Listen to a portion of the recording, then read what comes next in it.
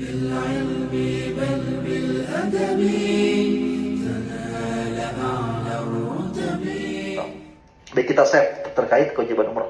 Yang ketiga jemaah sekalian, yang terakhir, sunnah umrah.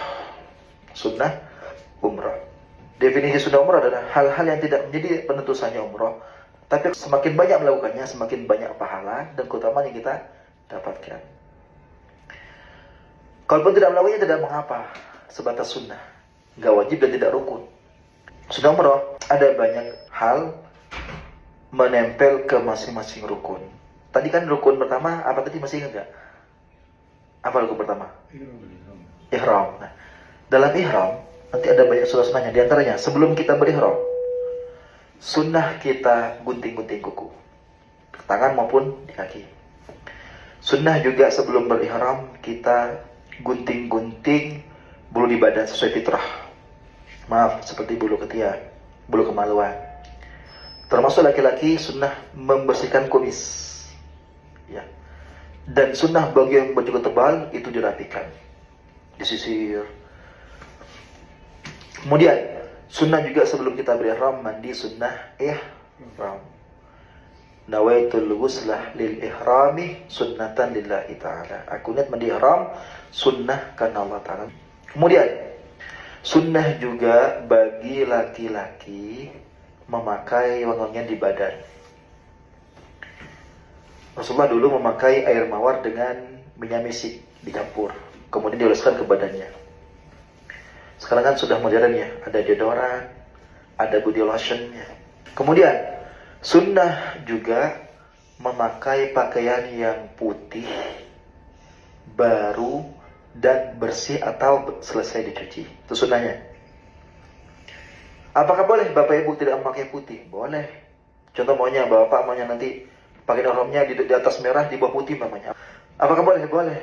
Cuman tidak mendapat kesunahan memakai pakaian putih tadi itu. Atau umpamanya pengen pakai motif batik umpamanya, pakai ihramnya silahkan, tidak mengapa. Tapi sunnahnya memakai pakaian putih. Ibu-ibu silahkan memakai pakaian putih dengan catatan cukup syarat menutup auratnya. Artinya putih silahkan tapi tidak transparan. Kadang-kadang ada putih nih, sunnah warna putihnya, tapi kalau sekiranya jadi haram karena auratnya terlihat, maka sebaiknya ganti yang lain. Putih bener putih, tapi agak tipis, warna di baliknya kelihatan namanya, maka sebaiknya diganti. Atau putihnya walaupun tebal tapi ketat, sampai terlihat bentuk badannya namanya, maka sebaiknya jangan, atau diganti yang longgar dan tebal, tidak membuat terlihat warna di balik kainnya.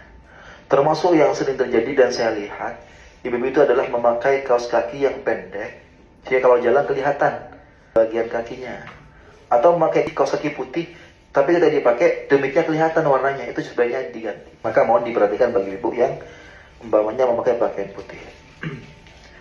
Sunnah juga jemaah sekalian, sebelum kita berniat melaksanakan sholat sunat ihram 2 rakaat, setelah Fatihah pertama kuliah, setelah Fatihah kedua kulhu. Usolli sunat al-ihram raka'ataini lillahi ta'ala, Allahu akbar. Kemudian sunnah juga jemaah sekalian pada saat berniat dalam keadaan berwudu. Tidak mengapa kita berniat dalam keadaan tidak berwudu. Bahkan seorang wanita yang haid pun boleh berniat. Tapi pada saat mau tawaf baru harus suci. Tapi pada saatnya tidak harus dalam keadaan suci. Kemudian sunnah juga pada saat berniat kita menghadap kiblat. Sunnah juga pada saat berniat di atas kendaraan. Karena dulu Rasulullah di atas tunggangannya melakukan niatnya. Kemudian sunnah setelah kita berniat memperbanyak membaca kalimat talbiyah sebagaimana kita tadi baca. Dalam tawaf, sunnah sebelum kita tawaf melafazkan niat. Niat kan tempatnya di hati, tapi melafazkannya itu sunnah. Kemudian sunnah pada saat tawaf di putaran pertama, kedua dan ketiga bagi laki-laki lari-lari kecil. Kemudian sunnah bagi laki-laki pada selama tawaf membuka pundak kanannya. Nanti saya contohkan. Kalaupun maunya nggak membuka pundak kanannya, tidak mengapa, semuanya itu hanya sebatas sunnah. Contoh mamanya, Ustaz saya dingin kayaknya takut sakit kalau buka pundak kanan, ditutup tidak mengapa. Atau mungkin kalau misalnya dibuka ada fitnah terjadi, Sini maunya pernah, waktu mudanya pernah nakal umpamanya. Sini ada tato perempuan yang telanjang umpamanya. Atau ada tato kayak singa yang mau menerkam umpamanya. Bikin orang takut umpamanya. Ditutup tidak mengapa. Hanya kurang pahala saja. Tapi sah umrahnya.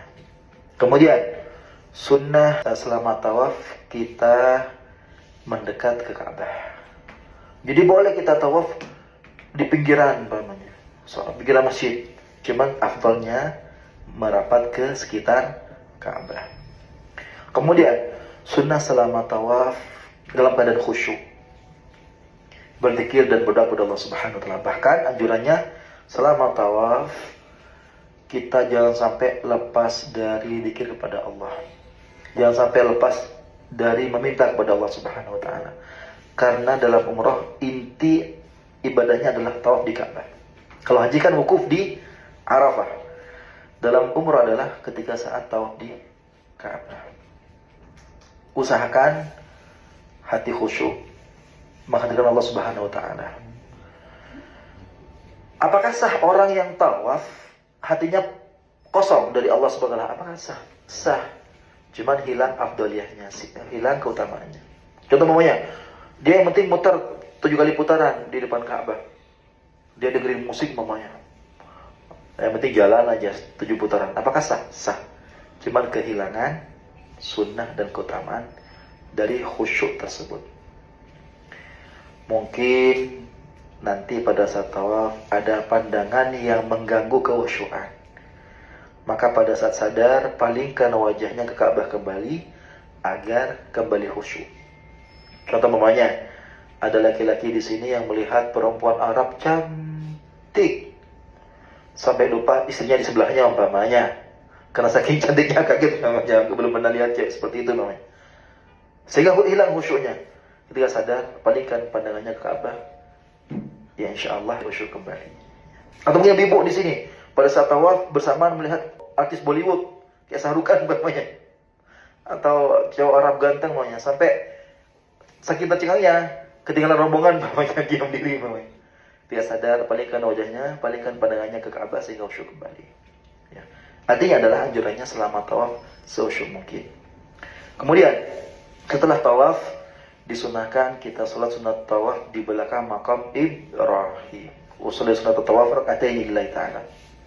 Kemudian sunnah juga setelah kita tawaf sebelum sa'i meminum zam-zam sampai merasa puas. Pada saat minum melihat Ka'bah Allah Subhanahu wa taala. Setelah tawaf tadi apa?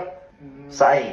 Dalam sa'i sunnah sebelum kita mendaki ke Bukit Safa membaca kalimat ayat Inna Safa wal Marwata min sya'airillah sampai selesai.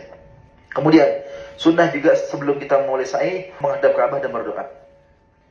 Kemudian sunnah juga selama kita sa'i dalam keadaan berwudu dan dalam keadaan khusyuk. Dan sunnahnya kalau tadi kan tawaf ya, memperbanyak membaca kalimat tasbih subhanallah walhamdulillah wala ilaha illallah. Kalau dalam sa'i sunnahnya adalah memperbanyak membaca kalimat takbir Allahu akbar Allahu akbar Allahu akbar. Kemudian sunnah juga bagi laki-laki sepanjang lampu hijau melaksanakan lari-lari besar. Kalau tahu tadi kan lari kecil 3 putaran pertama. Dalam saya lari besar, tapi tanpa harus cepat, speednya dikurangi. Walaupun besar loncatannya, tapi speednya dikurangi. Nanti ibu tetap jalan biasa, tapi lebih cepat. Sehingga nanti terus bareng pada saat sa'i. Kemudian sebelum mendaki ke Bukit Marwah juga ditanjakan, membaca sebagaimana pada saat mau mendaki ke Bukit Safa, yaitu Inna Safa sampai selesai. Kemudian sunnah setelah kita melaksanakan rangkaian sa'inya ke Bukit Marwah menghadap kiblat dan berdoa. Itu terkait sa'i. Dalam bercukur, tadi kan wajib 3 helai. Bagi laki-laki sunnahnya adalah dicukur bersih, cukur botak namanya, atau gundul lah. Bagi ibu-ibu, apakah juga botak? Sunnahnya? Enggak botak. Tapi ditarik semua rambutnya. Nah, semua ujungnya itu dipotong seruas jari kelingking, itu sunnahnya. Sunnah juga pada saat kita bercukur dalam keadaan berwudu.